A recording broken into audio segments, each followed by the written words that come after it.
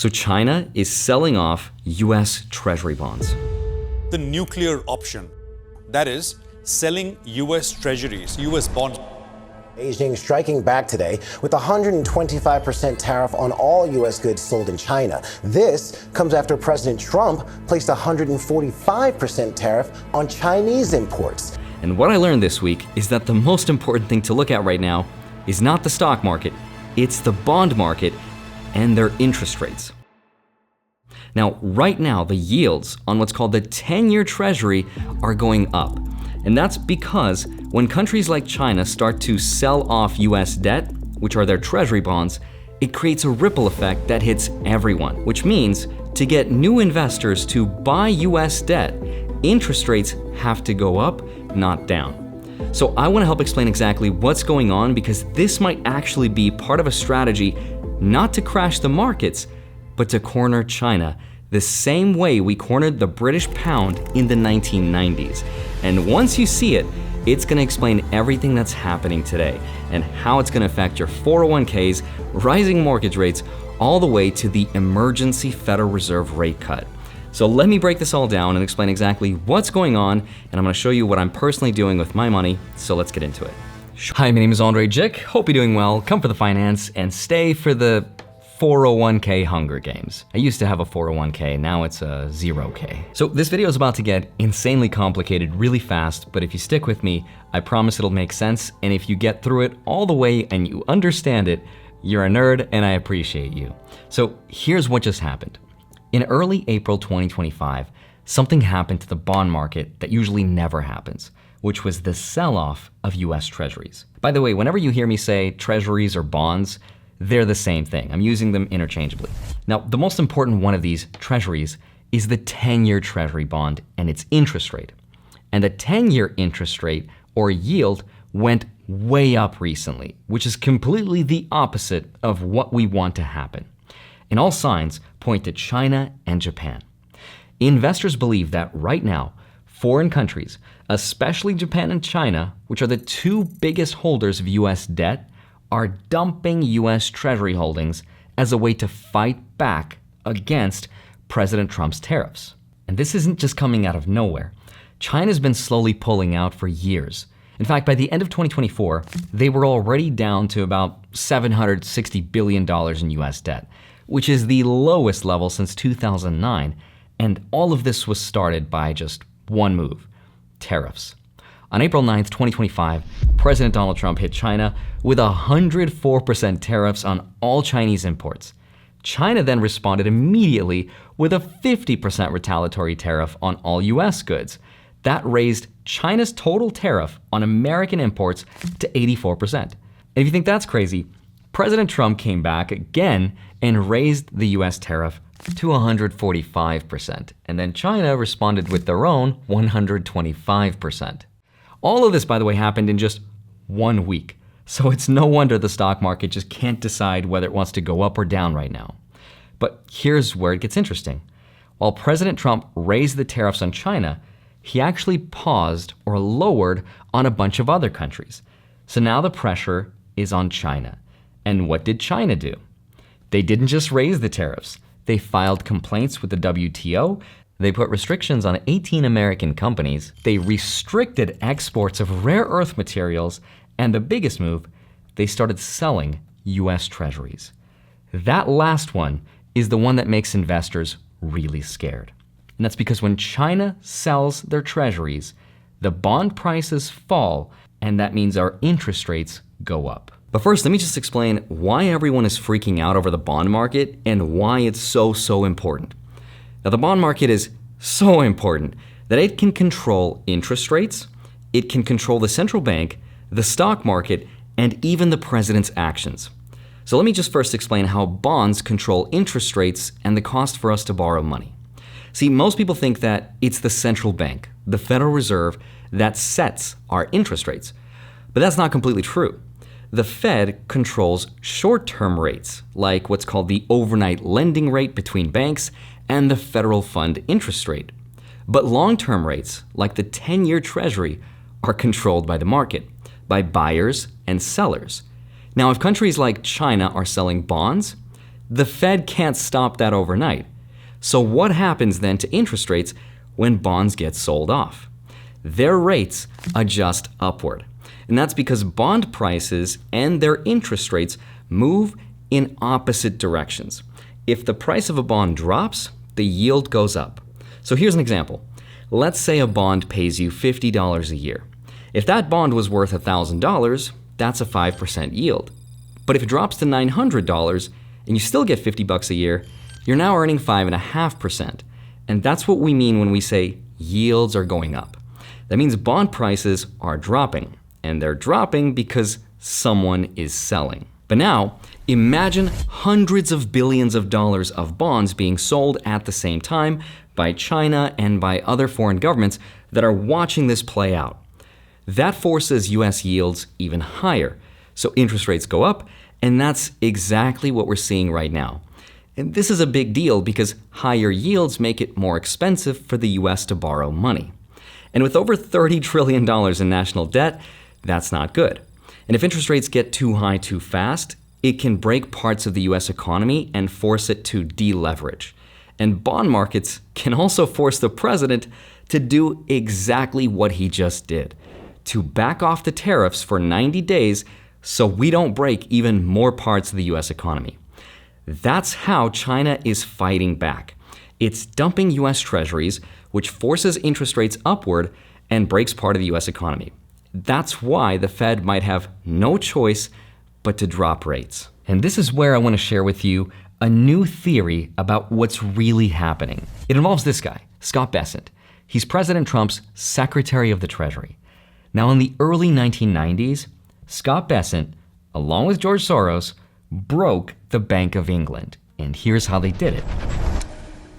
Back then, the UK was part of what's called the ERM, the Exchange Rate Mechanism, which was a European agreement to keep currency values relatively stable against the Deutsche Mark. There are going to be no devaluations, no leaving the ERM. We are absolutely committed to the ERM. That is our policy.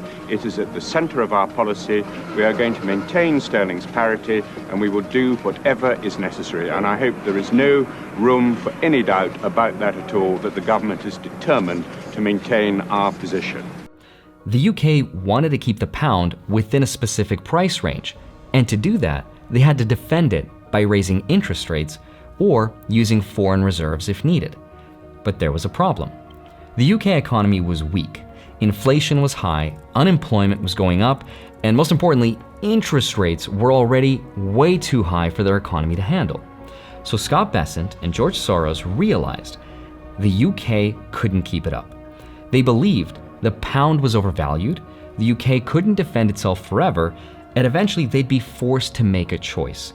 Either devalue the pound or leave the ERM. So here's what they did. They shorted the British pound. That means they borrowed pounds and sold them, betting that they could buy them back later for a lot cheaper. Some reports say they bought over $10 billion worth of shorts. But they coordinated this with other big institutions who saw the same opportunity. And when Bank of England tried to defend the pound by raising interest rates and buying pounds with their reserves, George Soros and Scott Bessent just kept selling into it.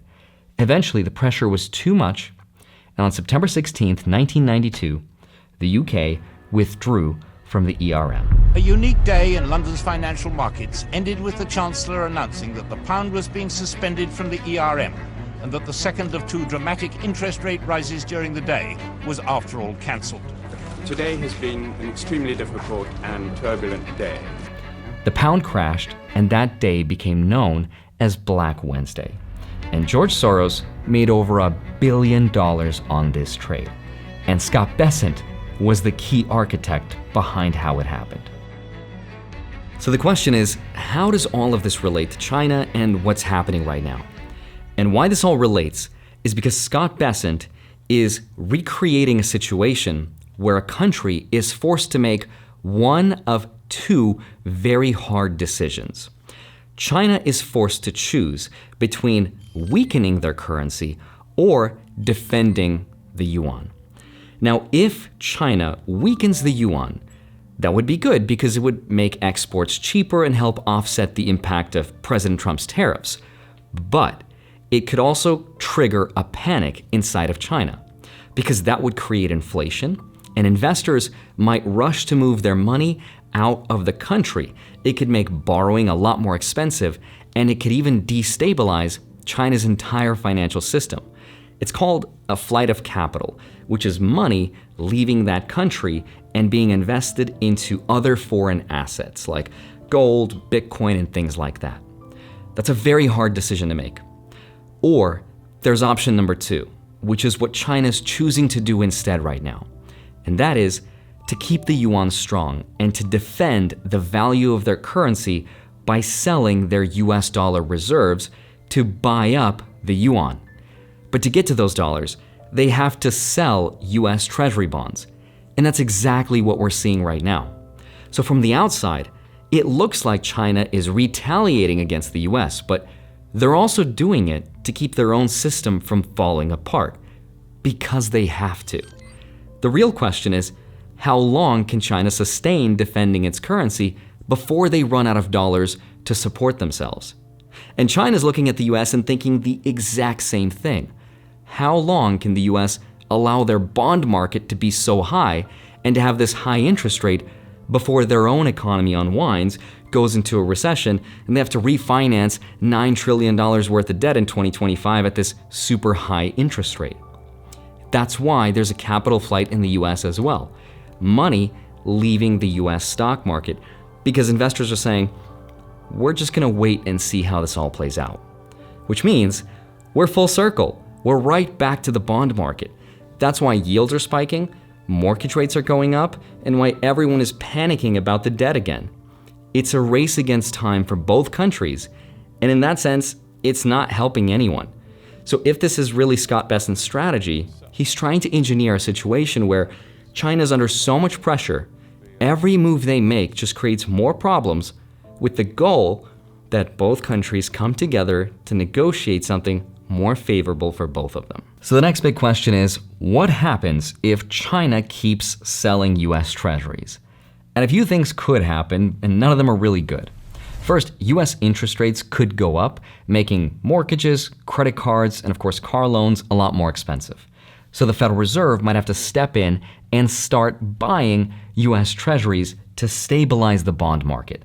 It's basically quantitative easing all over again, QE 2.0.